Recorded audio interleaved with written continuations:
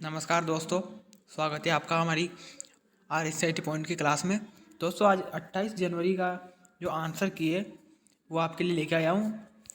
जो आंसर की है उसमें मोस्ट इम्पोर्टेंट क्वेश्चन भी है, तो आपको देखना आपके लिए देखना आवश्यक है ना। चलते हैं पहले क्वेश्चन पर। तो दोस्तों ये ऐसा आपका पेपर है 28 जनवरी का पेपर है दोस्तों ये। इसमें भी बहुत महत्वपूर्ण प्रश्न है। चलते हैं पहले क्वेश्चन पर। तो पहला क्वेश्चन देखो दोस्तों कि MS वर्ड 2010 में Ctrl+X और Ctrl+C बटन दबाने में क्या अंतर है। दोस्तों क्वेश्चन को देखना कि MS वर्ड 2010 में Ctrl+X Ctrl+C बटन दबाने में क्या अंतर है। तो दोस्तों अब जो इसके आवश्यक है उनको ध्यान से देखना कि टेक्स्ट को पेस्ट करने के लिए Ctrl+X का उपयोग किया जाता है और टेक्स्ट को कॉपी करने के लिए Ctrl+C का उपयोग किया जाता है। दोस्तों ये तो गलत होगा, क्योंकि Ctrl+X का उपयोग कट करने के लिए किया जाता है। कट करने के लिए टेक्स्ट को कट करने के लिए Ctrl+X का उपयोग किया जाता है। तो बी क्या है दोस्तों, बी क्या बोल रहा है कि टेक्स्ट को कट करने के लिए Ctrl+X का उपयोग किया जाता है और टेक्स्ट को कॉपी करने के लिए Ctrl+C का उपयोग किया जाता है। तो दोस्तों तो इसका जो राइट आंसर होगा वो होगा बी। बी इसका राइट आंसर होगा दोस्तों। बी इसका राइट आंसर होगा कि टेक्स्ट को कट करने के लिए एक्स का उपयोग किया जाता है। दोस्तों याद रखना Ctrl+X का उपयोग टेक्स्ट को कट करने के लिए उपयोग में लिया जाता है और जो सी होता है Ctrl+C उसका उपयोग टेक्स्ट को कॉपी करने के लिए किया जाता है। चलते हैं दोस्तों नेक्स्ट क्वेश्चन पर। नेक्स्ट क्वेश्चन क्या है कथन में। दोस्तों कथन है जी दो, इनको पढ़कर आपको जवाब देना है। तो चलते पढ़ते हैं। Shift+Delete कीबोर्ड कुंजियों का उपयोग करने से फाइल फोल्डर स्थायी रूप से हट जाता है और यह रिसाइकल बिन में भी उपलब्ध नहीं होता है। तो दोस्तों ये कथन राइट है। बी क्या है दोस्तों, दूसरा कथन विंडोज़ 10 में प्रत्येक उपयोगकर्ता के लिए अलग अलग उपयोगकर्ता खाते अद्वितीय सेटिंग और वरीयताओं जैसे डेस्कटॉप पृष्ठभूमि स्क्रीन सेवर की अनुमति देते हैं। तो दोस्तों ये भी राइट है। तो इसका जो राइट होगा आंसर होगा दोस्तों वो होगा ये ऑप्शन में से होगा क्या है, कथन एक सही और कथन दो गलत है। ये नहीं है, कथन एक गलत है और कथन दो सही है, ये भी गलत है। एक कथन दोनों गलत है, ये भी सही। तो दोस्तों जिसका राइट आंसर होगा वो होगा डी। डी इसका राइट आंसर होगा। कथन एक और कथन दो दोनों सही है, दोनों सही है। नेक्स्ट क्वेश्चन दोस्तों तीसरा, राजस्थान द्वारा प्रदान एक शिकायत विवरण सेवा है। दोस्तों कौन सा पोर्टल है जिस पर शिकायत निवारण सेवा उपलब्ध है। राजस्थान संपर्क है, राजस्थान वॉलेट, RSCITC या IPSC। तो इसका जो राइट आंसर होगा दोस्तों वो होगा राजस्थान संपर्क। राजस्थान संपर्क इसका राइट आंसर होगा। नेक्स्ट क्वेश्चन दोस्तों चौथा क्वेश्चन क्या बोल रहा है दोस्तों, निम्न में से SSO का वैध उद्देश्य नहीं है। दोस्तों SSO जो पोर्टल है उसका उद्देश्य क्या नहीं है। एक व्यक्ति एक पहचान प्रत्येक राज्य निवासी के लिए सभी मैप किए गए डेटा और दस्तावेजों के साथ। दोस्तों ये भी राइट है। सेवा वितरण के लिए दस्तावेजों और शपथ पत्रों की आवश्यकता नहीं होती, ये भी राइट है। राजस्थान सरकार के विभागों की विभिन्न डिजिटल सेवाओं तक पहुंचने के लिए सिंगल विंडो इंटरफेस, ये भी राइट है। डी क्या है दोस्तों, विभिन्न कंप्यूटर सिस्टम में मेलवेयर फैलाने के लिए। दोस्तों ये गलत है, डी वाला गलत है। तो इसका जो राइट आंसर होगा वो होगा डी। डी इसका राइट आंसर होगा। ये SSO का कोई उद्देश्य नहीं है। चलते दोस्तों नेक्स्ट क्वेश्चन पर। नेक्स्ट क्वेश्चन क्या है दोस्तों, यूट्यूब क्या है। यूट्यूब क्या है, पढ़िए दोस्तों क्वेश्चन को अच्छे से पढ़िए। यूट्यूब क्या है, क्या है दोस्तों यूट्यूब। यह एक वीडियो साझाकरण और वीडियो खोज वेबसाइट है जो उपयोगकर्ता को वीडियो अपलोड देखने साझा करने की अनुमति देता है। तो दोस्तों ये राइट है। ये इलेक्ट्रॉनिक मेल है, ये भी गलत है दोस्तों। ये एक ऐसा एप्लीकेशन है जो वीडियो चैट वॉइस, ये भी गलत है दोस्तों। इसका उपयोग इलेक्ट्रॉनिक कॉमर्स, दोस्तों ये भी गलत है। तो इसका जो राइट आंसर होगा दोस्तों वो होगा ए। ए इसका राइट आंसर होगा। याद रखना दोस्तों यूट्यूब क्या है। चलते हैं नेक्स्ट क्वेश्चन पर। छठा क्वेश्चन क्या बोल रहा है दोस्तों, माइक्रोसॉफ्ट एक्सेल में निम्नलिखित में से कौन सी एक विशेषता जिसका उपयोग स्प्रेडशीट में डेटा पर गणना करने के लिए किया जाता है। दोस्तों याद रखना, जो गणना करने के लिए स्प्रेडशीट में डेटा गणना करने के लिए जो ऑप्शन होता है वो होता है फॉर्मूला इसका राइट आंसर होगा सी इसका राइट आंसर होगा। चलते हैं नेक्स्ट क्वेश्चन। सातवां दोस्तों क्या बोल रहा है कि एक फाइल को CD DVD में कॉपी करने की प्रक्रिया क्या कहलाती है। तो दोस्तों जो अपन किसी भी डेटा को CD USB किसी भी DVD में कॉपी करते हैं तो उसे क्या कहते हैं दोस्तों, उसे कहते हैं बर्निंग कहते हैं दोस्तों, बर्निंग। याद रखना दोस्तों, बर्निंग। नेक्स्ट क्वेश्चन दोस्तों आठवां, MS वर्ड 2010 में सबसे नीचे की क्षैतिज पट्टी है जिसमें पृष्ठ संख्या, शब्द गणना आदि जैसे विकल्प दिखाई देते हैं। दोस्तों जो MS वर्ड में सबसे नीचे की क्षैतिज पट्टी होती है उसमें पृष्ठ संख्या, गणना आदि होती है दोस्तों। जो इसमें ऐसे होते हैं, ये ऐसी लाइन होती है, इनको क्या कहते हैं दोस्तों, ये किस ऑप्शन में होती है दोस्तों, ये होती है स्टेटस बार में होती है दोस्तों, स्टेटस बार में। चलते हैं नेक्स्ट क्वेश्चन पर। नवा क्वेश्चन क्या है दोस्तों, नवा क्वेश्चन है कि MS एक्सेल 2010 में चार्ट के प्लॉट क्षेत्र में प्रदर्शित क्षैतिज रेखाओं को क्या कहा जाता है। दोस्तों जैसा आपने देखा था, क्षैतिज रेखा कैसी होती है दोस्तों, ये ऐसी क्षैतिज रेखा होती है।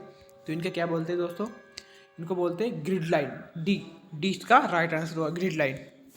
नेक्स्ट क्वेश्चन दोस्तों 10वां, MS पावरपॉइंट 2010 में एनिमेशन फलक पेन का उपयोग होता है, किसके लिए होता है दोस्तों, क्या होगा इसका राइट आंसर। आप वर्तनी और व्याकरण की जांच कर सकते हैं, ये भी गलत है दोस्तों। आप स्लाइड प्रिंट कर सकते हैं, ये भी गलत है। इनमें से कोई नहीं, ये भी गलत है। तो इसका जो राइट आंसर होगा दोस्तों वो होगा बी इसका राइट आंसर होगा। आप स्लाइड पर लागू एनिमेशन की एक सूची देख सकते हैं। एनिमेशन खुलते हैं ना बहुत सारे, तो उनकी सूची दिखती है हमें। 11वां क्वेश्चन दोस्तों मिलान है, मिलान कीजिए। MS वर्ड 2010 क्या है। MS वर्ड 2010 क्या है दोस्तों, MS वर्ड जो होता है वो दस्तावेज क्या होता है दोस्तों, दस्तावेज होता है, दस्तावेज होता है। और MS एक्सेल क्या होता है दोस्तों, MS एक्सेल होता है शीट, जो हमें शीट देता है ना दोस्तों बहुत सारी, उसे MS एक्सेल कहते हैं। तीसरा क्या है, MS पावरपॉइंट में प्रेजेंटेशन होती है, यानी कि स्लाइड प्रेजेंटेशन होती है। तो इसका राइट होगा P। तो ये सब क्या है दोस्तों किस आंसर में, तो ये होगा सी इसका राइट आंसर होगा। चलते हैं नेक्स्ट क्वेश्चन पर। 12वां दोस्तों इसका आंसर आपको देना है। 12वां जो क्वेश्चन है इसका आंसर आपको देना है।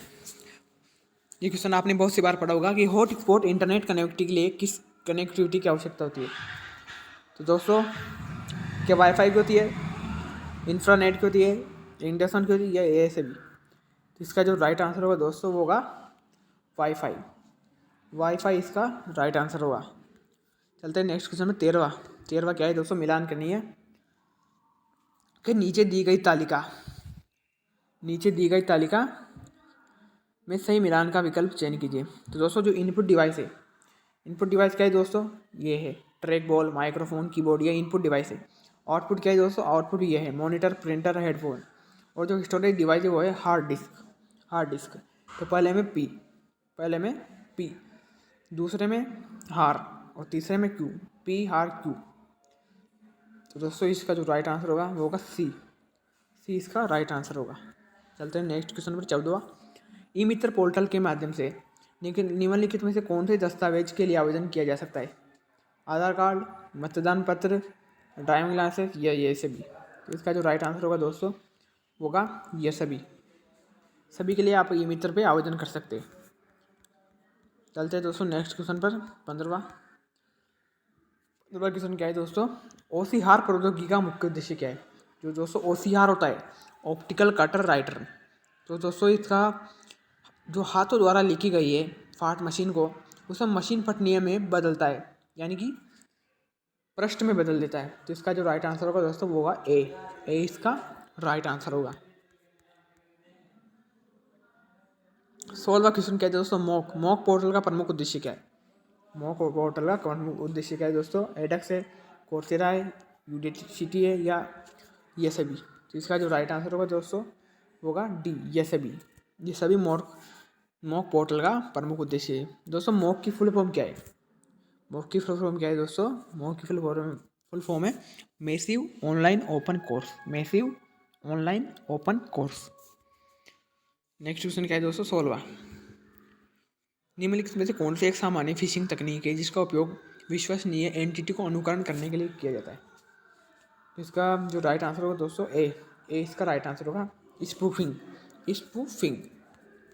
नेक्स्ट क्वेश्चन जो 18वां। MS एक्सेल 2010 में सीट प्लस F3 कुंजी का उपयोग किया जाता है। इसके लिए उपयोग किया जाता है दोस्तों फंक्शन को सम्मिलित करने के लिए। फंक्शन को सम्मिलित करने के लिए इसका उपयोग किया जाता है। नेक्स्ट क्वेश्चन दोस्तों 19वां। क्या माइक्रोसॉफ्ट एक्सेल में खोज और पूर्ण स्थानांतरण यानी कि फाइंड और रिप्लेस संवाद बॉक्स खोलने के लिए शॉर्टकट कुंजी क्या है?